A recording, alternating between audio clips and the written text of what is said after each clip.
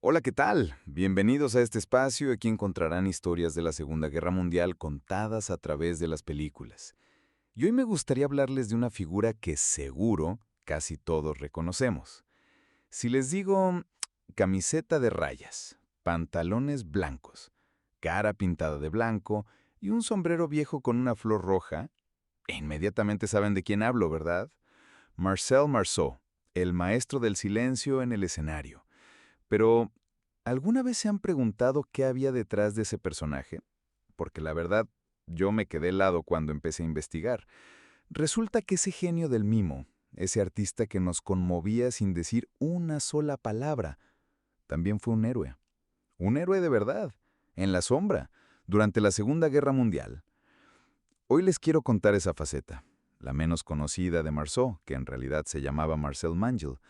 Y para esto me voy a basar principalmente en un texto que analiza la película Resistencia, una película que justamente cuenta su historia, su papel en la resistencia francesa y, sobre todo, cómo ayudó a rescatar a cientos de niños judíos. Para que se den una idea de la crudeza de la época, la película arranca durísima.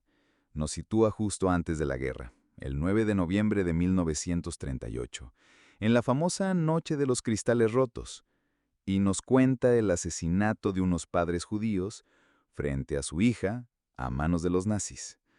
Un presagio terrible de la violencia que estaba a punto de desatarse de una forma sistemática y horrible.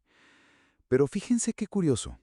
Después de esta escena tan fuerte, la historia da un salto hasta 1945, a Nuremberg, ya terminada la guerra, y quien está hablando frente a un grupo de soldados aliados es nada más y nada menos que el general George S. Patton, quien, para que lo recordemos, fue un general y pionero en la guerra con carros blindados y famoso por su estilo de mando agresivo y sus discursos motivadores. A mí me pareció un recurso narrativo increíble, porque es Patton quien en retrospectiva nos cuenta la historia de Marceau. Usar un militar de ese calibre le da un peso y una validación tremenda a su heroísmo, más allá del mundo del arte, ¿no creen? Y es Patton quien nos revela el corazón de esta hazaña, cómo Marcel se jugó la vida para salvar a unos 350 niños huérfanos judíos en el sur de Francia, en la ciudad de Lyon, durante la ocupación nazi. Desde ese momento con Patton, la historia nos lleva hacia atrás, a 1938, a la vida del joven Marcel Mangel. Lo vemos tratando de ser mimo, mientras lidiaba con su papá, Charles, que era carnicero, y no estaba nada contento con la vocación de su hijo.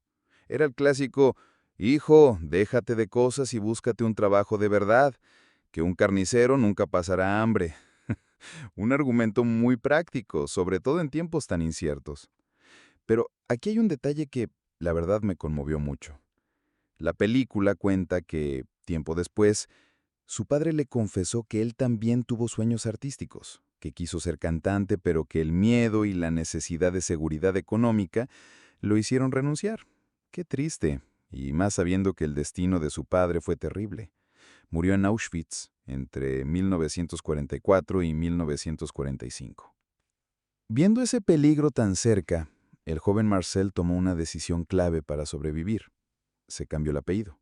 Dejó de ser Mangel y con papeles falsos se convirtió en Marceau para ocultar que era judío. Fue un movimiento fundamental, porque para entonces Francia había caído en solo 6 semanas y el control nazi era total. Imaginen el caos y la desesperación, sobre todo para los niños judíos que se habían quedado huérfanos o separados de sus familias. En medio de esa situación, Marcel y su hermano empezaron a ayudar, a esconderlos, pero llegó un punto en que sintió que eso no era suficiente. Decidió que tenía que hacer más y se hundió formalmente a la resistencia para luchar activamente. Él mismo admitió que no se veía como un soldado tradicional, con un rifle en la mano. Pero eso no lo detuvo. Encontró su propia manera de luchar, una que requería otro tipo de valentía y otras habilidades. Y para que entiendan bien el nivel de riesgo que corría, tenemos que hablar del villano de esta historia. Klaus Barbie, conocido como el Carnicero de Lyon. Era el jefe de la Gestapo en esa ciudad, un hombre sádico, implicado directamente en la tortura y asesinato de miles de personas. La película menciona que se le relaciona con la deportación de 7.500 personas, el asesinato de más de 4.000 y la tortura de más de 14.000 miembros de la resistencia. Hay una cita suya que de verdad te pone la piel chinita, donde le describe a una prisionera con toda la calma del mundo el método de tortura de desollar, justo antes de aplicársela a su hermana. Puro terror. Pues en ese infierno, enfrentándose a un monstruo como Barbie, Marcel y sus compañeros se embarcaron en la misión de sacar a grupos de niños de Francia y llevarlos a la seguridad de Suiza, cruzando los Alpes. Y aquí es donde su creatividad fue vital. ¿Cómo lo hicieron? Disfrazaron a los niños, los hicieron pasar por un grupo de Boy Scouts para mantener una apariencia de normalidad. Y aquí llega el momento de máxima tensión de la historia. En una estación de tren, durante un control nazi, ¿quién creen que sube al vagón a interrogarlos? El mismísimo Klaus Barbie, el cara a cara con el carnicero. Yo no me puedo ni imaginar lo que fue mantener la compostura en ese momento. Pero la cosa se complica. Poco después, Barbie recibe un aviso. Le dicen que esos niños son judíos. Enfurecido sale personalmente con un pelotón a cazarlos, en medio de la noche, en la nieve. Y es aquí donde Marcel tiene que sacar sus ases en la manga. La película cuenta cómo lograron escapar gracias a una técnica que Marcel les había enseñado a los niños. Una técnica de mimo. Les enseñó a trepar árboles y a esconderse entre las ramas de una manera muy específica, quedándose tan quietos que parecieran parte del paisaje. El objetivo, según palabras del propio Marceau, fue que los nazis los vieran sin que les interesara lo que estaban viendo. Es genial. Usó los principios del mimo, el control del cuerpo, la quietud, el desviar la atención, como una herramienta de supervivencia real. Gracias a esa astucia, y también a la suerte y al conocimiento del terreno, lograron ganar tiempo y finalmente cruzar la frontera hacia Suiza, poniéndose a salvo. Esta hazaña, por supuesto, no quedó en el olvido. Después de la guerra, Marcel Marceau fue reconocido con las más altas distinciones de Francia. Y claro, retomó su camino en el arte, convirtiéndose en la leyenda mundial que todos conocemos, comparado con gigantes como Chaplin o Keaton. Pero su legado va mucho más allá. Su valentía formó parte de un movimiento más grande, la resistencia judía, que, según los cálculos, logró salvar a unos 10.000 niños durante la guerra. Cada uno de esos rescates era un acto de desafío directo al plan genocida de los nazis, que asesinaron a más de 1,5 millones de niños. ¿Y qué fue del carnicero de León? Bueno, esto no aparece en la película, pero me parece importante comentarlo. Resulta que escapó y vivió impunemente en la sombra, oculto en Bolivia, por más de 40 años, hasta que en 1983 la justicia finalmente lo alcanzó. Fue extraditado a Francia, condenado a cadena perpetua y murió en prisión a los 77 años, a causa de leucemia, completamente solo.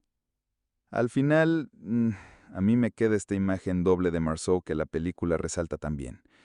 Por un lado, el artista universal, aclamado por su silencio en el escenario, y por el otro, ese joven valiente que usó sus habilidades únicas para luchar en la oscuridad. Las herramientas del mimo se convirtieron en instrumentos de supervivencia y resistencia. Hay una frase en la película que me encantó. Dice que la historia te deja roto, pero con el sueño de un mimo, entremezclado con los sueños de cientos de niños huérfanos. Y me deja pensando, ¿de qué formas inesperadas el arte y la creatividad pueden convertirse en armas de resistencia? Y sobre todo, ¿cuántas otras historias de valentía silenciosa como la de Marcel siguen ocultas detrás de las figuras que creemos conocer? Nos recuerda que a veces las vidas de las personas tienen profundidades que ni siquiera nos imaginamos. Los invito a ver esta película que no solo invita a la reflexión, sino a recordarnos lo que alguna vez nos enseñó aquel pensador y filósofo alemán, que la historia del mundo no es un suelo en el que florezca la felicidad, que los tiempos felices son en ella páginas en blanco.